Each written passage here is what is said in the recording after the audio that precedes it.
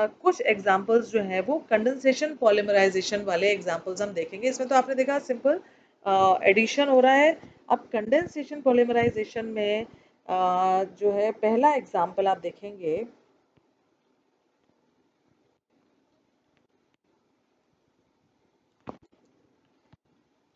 Condensation polymerisation का first example है polyester. ये भी जो है पॉलिएस्टर आपने बहुत बार नाम सुना होगा। ये जो है इसको पॉलिएस्टर रेजिन पॉलिएस्टर रेजिन जो बनता है वो डाई कार्बोक्सिलिक एसिड और डाई हाइड्रोक्सी एल्कोहल के कंडेंसेशन से बनता है। तो इसमें क्या होता है कि एस्टर बॉन्ड इसमें प्रेजेंट होता है इसमें, कि जैसे मान लीजिए O है, R है, O, और फिर ये C डबल बॉन्ड O, फिर ये R आ गया, फिर ये C आ गया, फिर डबल बॉन्ड O आ गया, ये आ गया। इस तरह से जो है ये आपके इसमें जो है ये एस्टर बॉन्ड प्रेजेंट होता है इसमें। तो किसकी उससे बना? ये कोई भी हम डाइकार्बोक्सिलिक एसिड लें, डाइकार्बोक्सिलिक एसिड और डाइहाइड्रोक्सी एल्कोहल, इन दोनों के कंडेंसेशन से जो है हमें ये पॉलिएस्टर प्राप्त होता है। ठीक है, इसके अंदर क्या होता है ये आपको यहाँ पे दिखाई दे रहा है कि ये इसमें एस्टर बॉन्ड्स पाए जाते हैं। आपने देखा होगा पॉलिएस्टर फैब्रिक जो होता है, आप लोग बहुत सारे ऐसे कपड़े पहनते होंगे जिनमें हम कहते हैं कि इनका फैब्रिक जो है कैसा है, पॉलिएस्टर का बना हुआ शर्ट है या पॉलिएस्टर का। तो ये जो है बहुत सारे कपड़ों में जो है ये, जैसे टेरिलीन है, माइलर है, ये बहुत सारे जो है ये जो है ये एक प्रकार का पॉलीइथिलीन टरथैलेट है।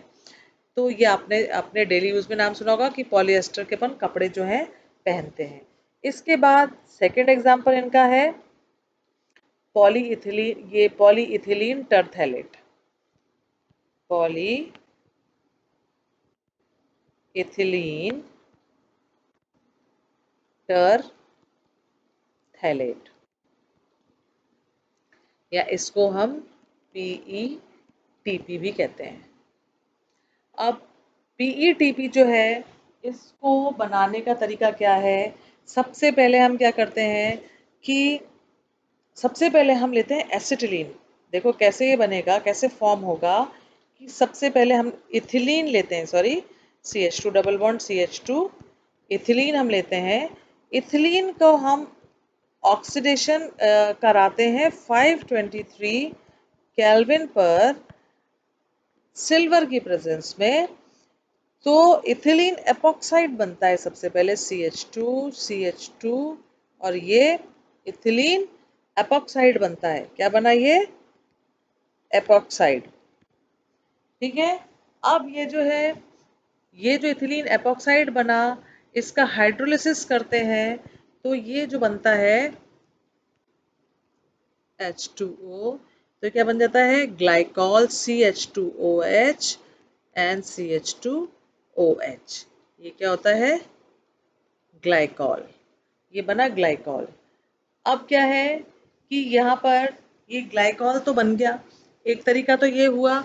दूसरा तरीका जो है इसका ये है कि पैराजाइलिन, जाइलिन में आप जानते हैं मिथाइल ग्रुप होता है, और दो मिथाइल ग्रुप्स जब पैरा पोजीशन पर होते हैं तो उसको हम कहते हैं पैराजाइलिन।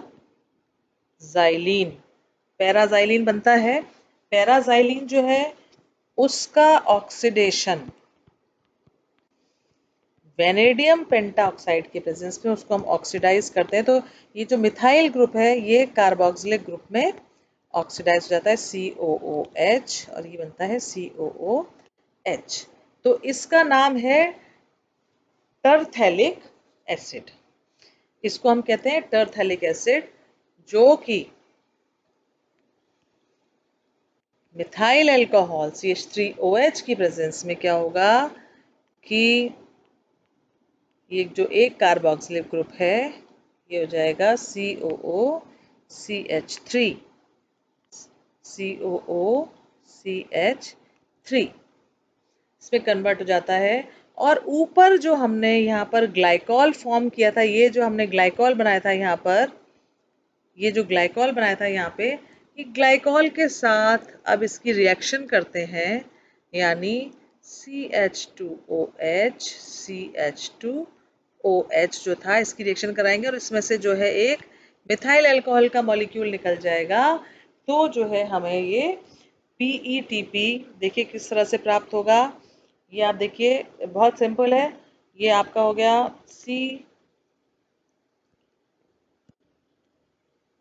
CH3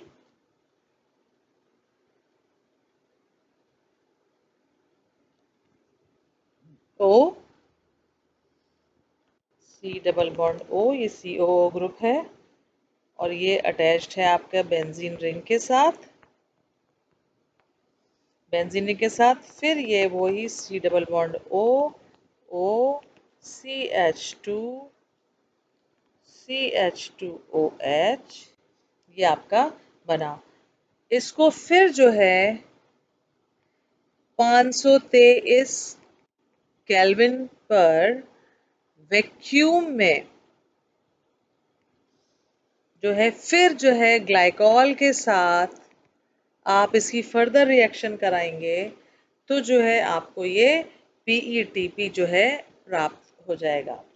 तो ये जो आपका बना, ये वाली यूनिट जो आपकी यहाँ बनी हुई है, ये यूनिट एज इट इज रहेगी और इसके बाद जो है फर्दर इसमें जो है वो अटैच होता चला जाएगा। मैं बता दे कि आप देखिए एक बार इसको CH3 O C double bond O और ये बना।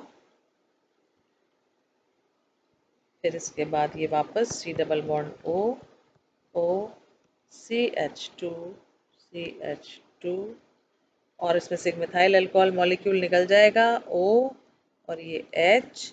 तो इसमें क्या है कि यहाँ से आप लीजिए कि जो ये वाला जो है ये इधर से लेके और इस O तक जो है ये जो है इसकी रिपीटेटिव यूनिट है होल N। ठीक है, ये जो है आपका क्या कहलाता है PETP, पॉलीइथिलीन टरथैलेट। ठीक है, इसका जो है पॉलीइथिलीन टरथैलेट के बाद जो है हमारा जो नेक्स्ट एग्जाम्पल आता है वो भी बहुत कॉमन एग्जाम्पल है, जो कि जिसको भी आपने कपड़ों के इस्तेमाल में आपने इसका नाम सुना होगा, नायलॉन 6। नायलॉन 6 का नाम आपने नायलॉन कपड़े का नाम भी आपने सुना होगा। तो नायलॉन जो है अल्फा अमीनो कैप्रोइक एसिड का सेल्फ कंडेंसेशन, ये आप लेंगे इसमें कि जो अल्फा अमीनो कैप्रोइक एसिड है, कैप्रोइक एसिड हो गया ये NH2 CH2 होल 5 और COH। ठीक है, इसी के साथ रिएक्शन n टाइम्स ये वापस प्लस n टाइम्स फिर ये HHN, इसको अलग इसलिए करना है कि एक वाटर मॉलिक्यूल इसमें से निकल जाएगा, है ना। इसको इसलिए अलग अलग लिख रहे हैं CH2 होल 5 COOH।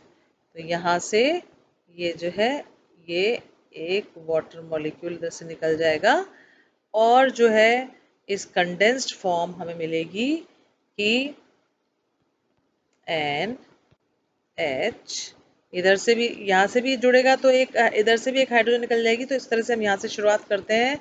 फिर इसके बाद क्या आता है, फिर आएगा ये CH2 होल 5, फिर क्या बचा हमारे पास C डबल बॉन्ड O, फिर उसके बाद क्या आया ये NH और फिर क्या आया वापस से ये वाली यूनिट आ जाएगी CH2 होल 5 और फिर ये C डबल बॉन्ड O, क्योंकि यहाँ से भी फिर वापस ये वाटर मॉलिक्यूल निकलेगा। तो ये जो है इतना जो पार्ट है इसका हम रिपीटिशंस में देखते हैं होल N। तो ये जो है हमारा क्या कहलाता है, नायलॉन 6 कहलाता है। नायलॉन 6 जो है इसकी अगर हम मैकेनिज्म की बात करें तो इसमें क्या होता है कि सबसे पहले जो है हम एक साइक्लोहेक्सेन लेते हैं, और साइक्लोहेक्सेन मतलब CH2 CH2 CH2 सारे हैं। इसका जब हम ऑक्सीडेशन कराते हैं और इसमें से एक वाटर मॉलिक्यूल निकलता है तो हमें क्या बन जाता है, हमें प्राप्त होता है ये C double bond O, cyclohexanone. ये बना साइक्लोहेक्सेन से साइक्लोहेक्सेनोन, साइक्लोहेक्सेनोन बना। अब साइक्लोहेक्सेनोन जो है वो हाइड्रोक्सिल अमीन NH2OH के साथ अभिक्रिया करके और ऑक्सिम बना लेता है। कैसे ये बना, और यहाँ पर जो है सॉरी ये नहीं आएगा यहाँ पे, ये बना आपका C डबल बॉन्ड NOH। तो यहाँ ऑक्सिम बन जाता है, साइक्लोहेक्सेनॉन ऑक्सिम। तो यहाँ ऑक्सिम फॉर्म हो गया। अब ऑक्सिम जो है वो जब सल्फ्यूरिक एसिड के साथ रिएक्ट करता है, H2SO4 सल्फ्यूरिक एसिड प्रेजेंस में रिएक्शन होती है और एक वाटर मॉलिक्यूल निकलता है, तो क्या बनता है, ये बन जाता है कैप्रोलैक्टम NH। फिर ये CH2 CH2 CH2 CH2 CH2 C double bond O, ये बनता है। तो ये हो गया, इसका नाम होता है कैप्रोलैक्टम। और ये जो कैप्रोलैक्टम है ये फिर फाइनली नायलॉन 6 में कन्वर्ट हो जाता है। ठीक है, तो जैसे नायलॉन 6 बना, इसी तरह से नायलॉन 6 वो भी आपने नाम सुना होगा, नायलॉन 6 नायलॉन 6 जो है वो एडिपिक एसिड आप जानते हैं CH2 होल 4 COOH, और ये COOH, ये एडिपिक एसिड होता है। और एडिपिक एसिड की जब हम हेक्सामिथिलीन डाइअमीन के साथ रिएक्शन कराते हैं, ये हो गया आपका NH2 CH2 होल 6 हेक्सामिथिलीन डाइअमीन, NH2 और दोनों साइड NH2 और हेक्सामिथिलीन ग्रुप। तो हेक्सामिथिलीन डाइअमीन के साथ जब रिएक्शन कराते हैं तो बनता है आपका ये नायलॉन 6 नायलॉन 6 कैसे बनेगा, देखिए ये है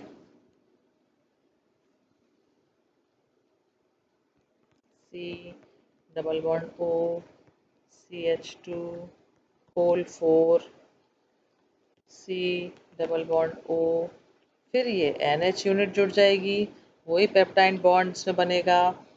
फिर ये CH2 होल 6, फिर NH2।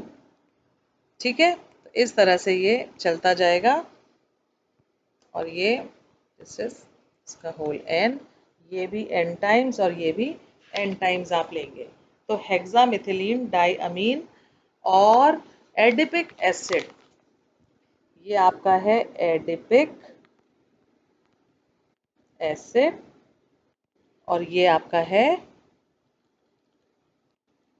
हेक्सामिथिलीन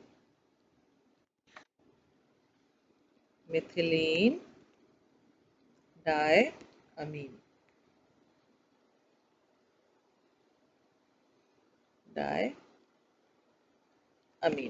ठीक है, ये आपका बना। इसके बाद आता है फिनोलिक पॉलीमर्स।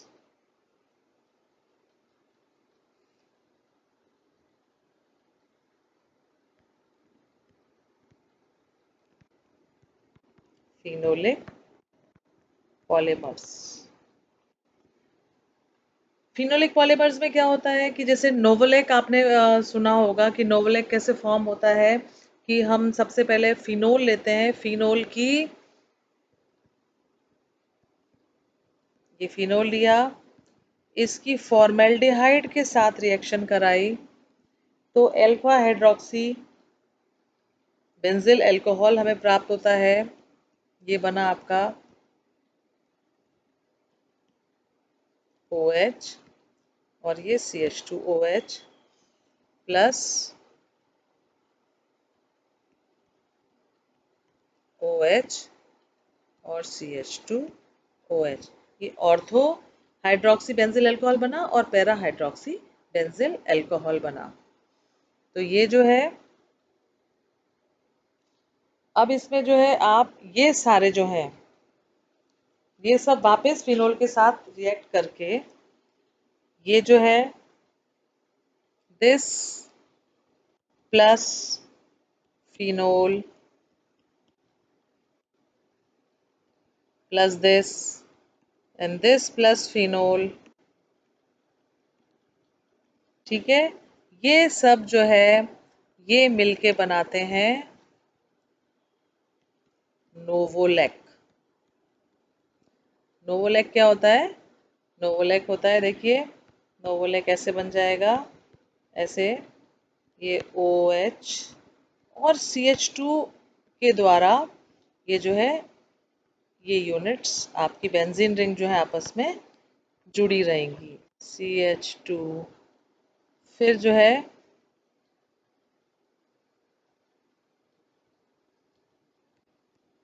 ये OH, ठीक है। तो इस तरह से आपके ये नोवोलैक बन जाता है।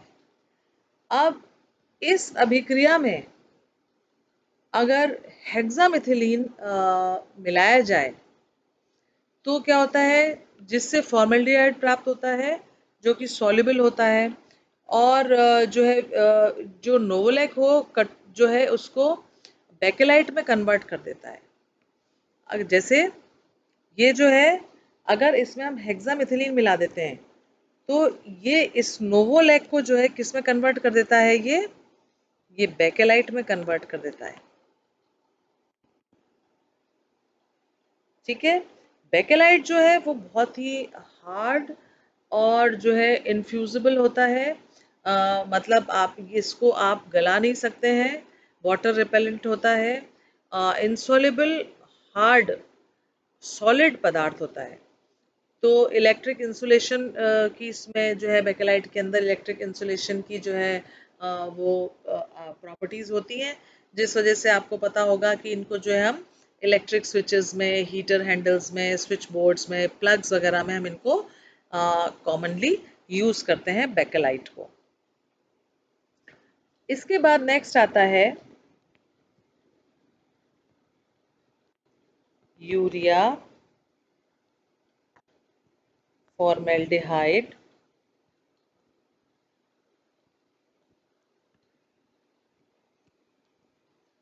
फॉर्मेल्डिहाइड रेजिन, ठीक है, urea formaldehyde resin. Urea formaldehyde resin में क्या होता है, यूरिया, जैसा कि आपको नाम से पता चल रहा है, यूरिया और फॉर्मेल्डिहाइड को जब हम कंडेंस करते हैं तो पहले मोनोमेथिलॉल यूरिया बनता है, फिर डाईमेथिलॉल यूरिया बनता है और लास्ट में पॉलीमेथिलॉल यूरिया जो है हमें प्राप्त होता है। तो यूरिया क्या होता है, यूरिया हो गया आपका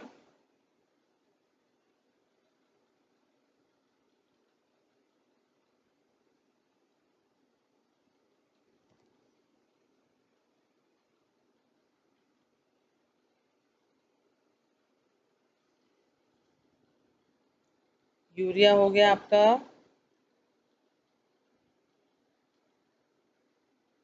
NH2 NH2 CO NH2, ठीक है। और इसको हम फॉर्मेल्डिहाइड से इसकी क्रिया कराते हैं तो क्या बनता है, मोनोमेथिलॉल urea CO NH2,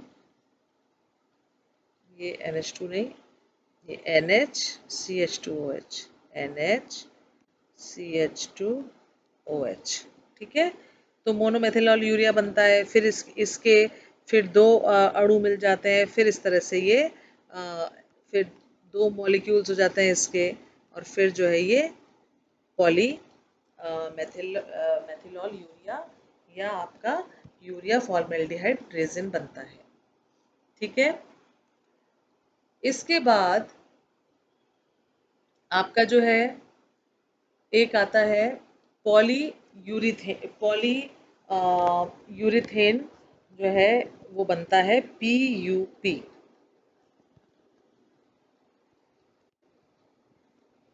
poly urethane. Polyurethane में क्या होता है कि इसका निर्माण जो है वो आइसोसाइनेट और अल्कोहल की अभिक्रिया से होता है। तो पहले तो यूरेथेन कैसे बनता है, यूरेथेन या कार्बामेट जिसको हम कहते हैं, वो कैसे फॉर्म होता है, तो वो होता है RN double bond C double bond O plus ROH, इनकी रिएक्शन करा के हमें प्राप्त होता है RNH C double bond OR। ठीक है, ये होता है यूरेथेन या कार्बामेट। और इसका जब हम पॉलीमराइजेशन कराते हैं तो इसका पॉलीमराइजेशन कराने पर हमें प्राप्त होता है पॉली यूरेथेन प्राप्त होता है। तो पॉलीयूरेथेन क्या हो जाएगा, C double bond O NH R NH C double bond O फिर R O। तो इस तरह से जो है ये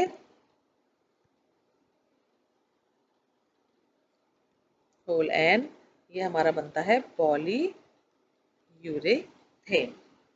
तो इनका काम जो है ये एडहेसिव के काम में आता है या इनको फोम बनाने के काम में आता है। तो ये जो है आपने स्टूडेंट्स आज बहुत सारे एग्जाम्पल्स जो हैं आपने आज इसके देखे कि कैसे जो है आपने यूरिया फॉर्मेल्डिहाइड रेजिन क्या होता है, नोवोलेक्स से हम बेकेलाइट कैसे बना सकते हैं, यानी फिनोलिक पॉलीमर्स क्या होते हैं।